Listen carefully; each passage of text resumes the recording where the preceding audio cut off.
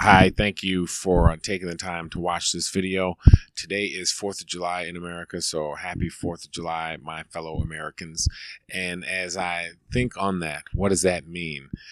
I could go on for a while and we could go back and forth and discuss these issues that are current in America in 2020, but I want to focus on one thing, and that is that America is really a conqueror.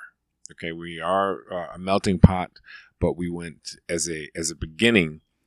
The nation that sent us here was go explore and take over. That's mankind likes to do that, particularly.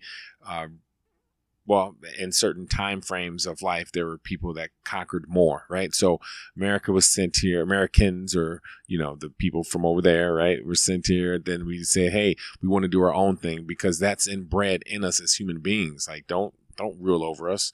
We think we know. We're here. You're not. And so then we developed this, but at this like independence, and at the same time, we turn around and go, instead of like, hey, let's share this land.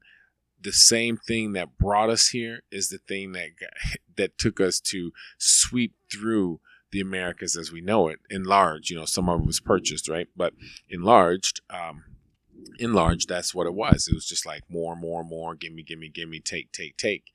And that hasn't really stopped. I mean, slavery, people brought here because it was the same thing. Like, everyone wants what's best for them, or they want to be happy, and really self-centered desire. There's one salesman that said people want what they want more than they want the money it costs to get it. So even that could go for morality and stuff. Like, look, I want a good life for my kids and this, and I really don't care if I have to sacrifice a little bit of this or sacrifice a little bit of that, because I'm going to get what I want at the end. So that can, I think, transcend. But moving forward, as we conquered, we conquered and lied. We took over, from the Native Americans, and then said, we'll give you this land. But then as we saw fit, it was like, oh no, eminent domain, which means we can take it back if we see we need it. Yeah, let's take that back. There's always that clause in America that's like, well, the government decides we need this, so we can come and do it. So the people didn't really get what they wanted because the government has that ability to say, yeah, no, eminent domain, take that over, which is crazy. And that's really about money, because usually those in the government they have some influence and they understand the political connections, or they know what's best. Father knows best. And so they may, have to come in and say, yeah, we really don't care about that freedom or liberty or whatever, that value that we spoke on, because there's something else that's bigger than that. It's what we want. We want this development. We want this project, or we want whatever. So I think that's a tricky thing right there. But let's go a little further, shall we? Now we have these people that came over here. They took over. That those same people are the people that split when it came to the Civil War. So it was like the same people. But then all of a sudden, you have a large group that wants to do something different than the other group. Now, there's a lot of stuff the historians will talk about. And those of us that are living now, we should realize that history from one direction is not always accurate. In order to get the best, the best feel, I guess, for what that was really like then, is to look at history from various viewpoints, in my opinion. And then you can use your brain to discern what was true and how much of that was made up, or to make the other side look good, etc. So let's just say, though, that it's clear there was the North and the South in America. They had some different agendas, but they were all Americans, and that just tore the country apart, obviously. And then it came to a point where the South was like, okay, you win, America, the North beat up the South. A couple of things could have gone different. Like, Robert E. Lee almost was going to be for the North, but he wasn't because of his marriage and all that. So it was like things were so close. It could have went one way or the other, and ultimately, I think I see it. It was like hurtful for everyone, because you knew people in the South and the North, and Just like now, when something happens in Florida, Kentucky, California, it can all come home to wherever you're at, Alaska, and like, oh, I know them. You're 2, 3, 4 people away, 6 degrees of separation. We're close knit but far apart, and that's what makes it even tougher here as I move forward, because people have to understand this. As we separate in a country, North and South, and then the North wins the war.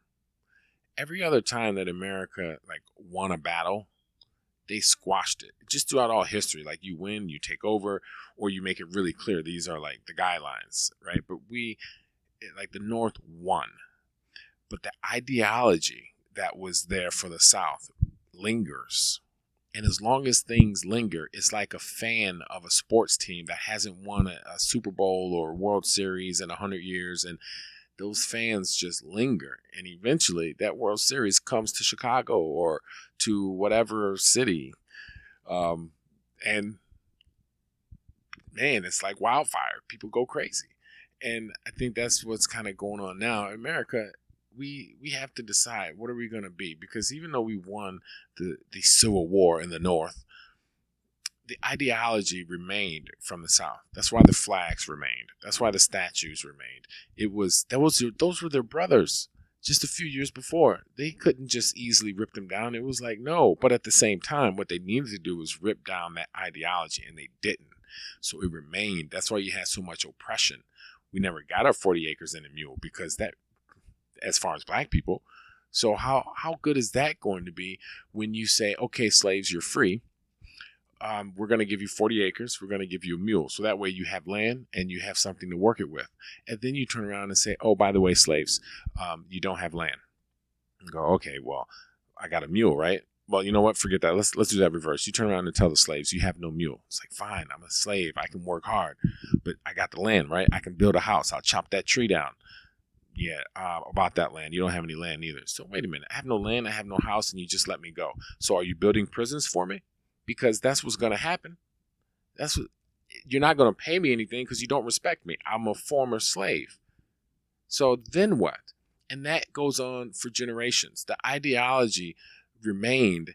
You had people waving the Confederate flag. That should have been outlawed from the beginning. They lost the war. It's outlawed. Anyone that was on that side of the field, they lost. And that goes into a museum as far as our history. You never forget your history, but you can't live in that, because it's taught from generation to generation to generation. The North needed to kill it right there. It's over. You guys lost. If it was truly about slavery, it's over. We don't talk about that. Like, rip all that down. Anything that has the ideology of slavery, of enslaving another human being, needs to be removed. And it wasn't. That's why segregation continued. That's why the oppression continued, because it wasn't removed. So it was a false sense of freedom. And what it did was it was like, I compare it to like taking a bite out of the apple. If you keep taking bites, eventually you get down to the core. So it was just a bite out of the apple. And that's good. First, you got to start with permission. That was the Declaration of Independence. So thank you. Then after that, you got to take bites. And those, that the big bite was the war. But then after that, we have the civil rights. Another bite, another bite. I think right now, in this era, we're taking another big bite. And if you don't take those bites and you just look at it and you're like, you miss that opportunity to take that bite, then it goes a little rotten and you might throw the apple away and you're going to have to start all over. And that's where we have to keep taking these bites and realize the ideology is what has to get removed. And that's painful. When you have a virus, to remove it is painful. We should all know that right now. To remove this virus from our society, we may never do.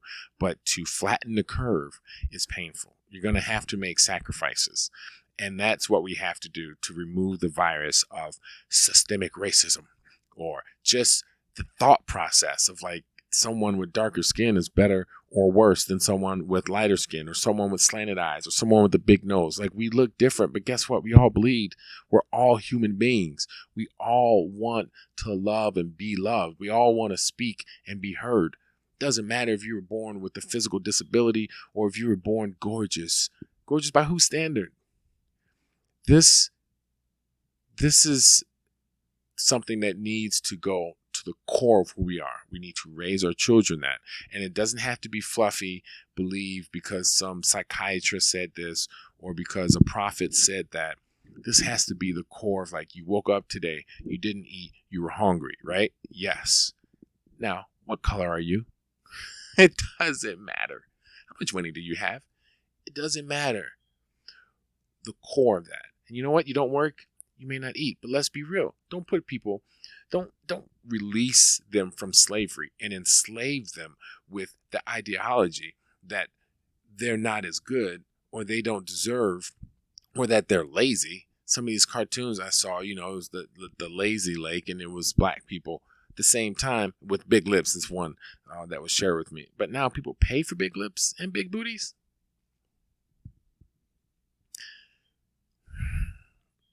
What I wanted to make clear is I don't know about reparations, but it is so damaging to release someone from prison and not give them any support to make a life. And now in prison, you have more black people than anything else. So prison is supposed to be a place where you pay and you are rehabilitated and you pay your debt to society and you come out and you can be a good, you can be good for society.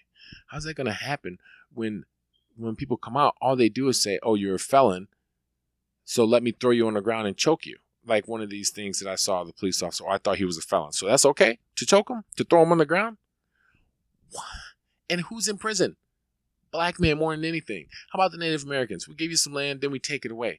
Everywhere you go, there's alcohol stores. Granted, because there's money there. Now, they have to be wise enough to say, I'm not going to that store. I got to do something different. But you can't tell me that the system isn't twisted. And it was twisted from the beginning with the Civil War, even from the very, very, very beginning. But let's go to the Civil War since it's, we want to go with that. Or even Independence Day, like independence, and then we continue to grab stuff and do wrong. But we're here now. This is the point. We're here now. Now we need to, as we're going backwards, we need to say, well, what's been going on? We've been asymptomatic for a while. Some would maybe say, right? So there's been this virus in us as a country. It's been here. And the Civil War was not the end of slavery.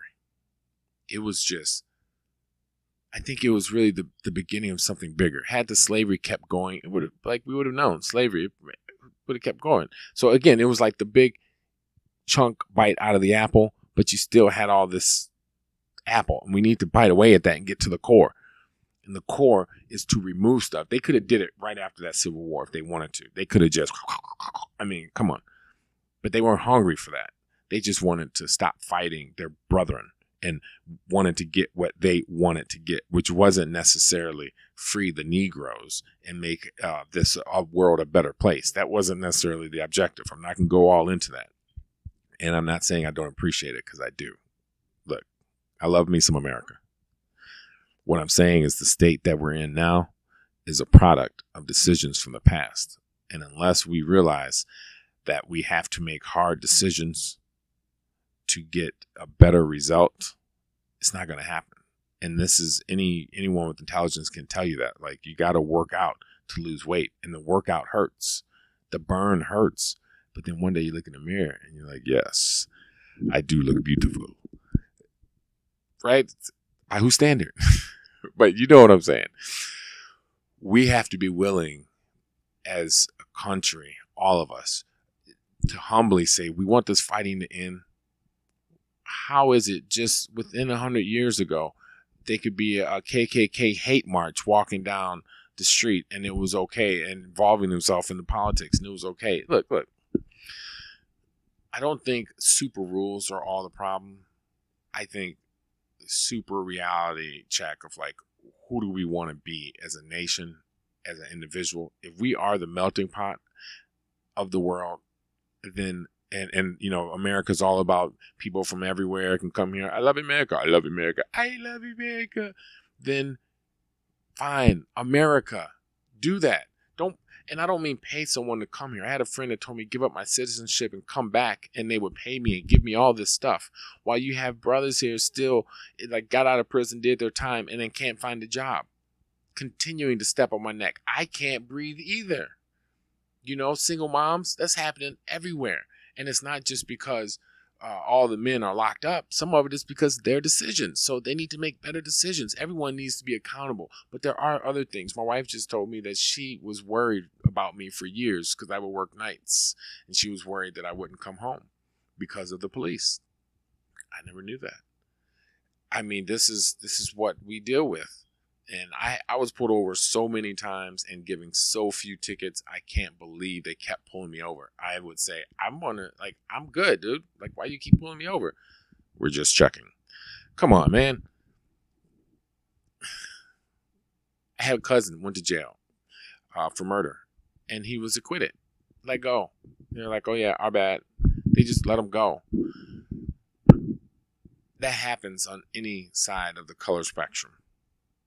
But when they're paying people to take prisoners into jail, that's an incentive. When jails are privatized, when they're building more jails than schools, and when people sometimes are like too tough to ask for help and too tough to seek education,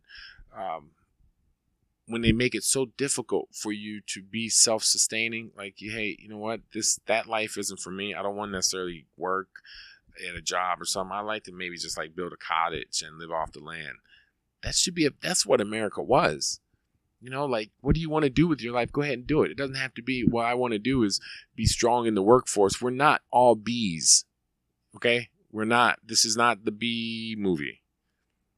This is America. Like, what do you want to do with your life? Go and do it. Just do it without being a drain on others. Okay. Let it be done. We need that kind of legislation. How can we allow people to enjoy their life and not force people into, you have to be a productive member of society? Because that's a bad movie. Well, it could be an exciting movie at the end when they get liberated or something. But I just worry about that as we are in 2020 and it's the 4th of July.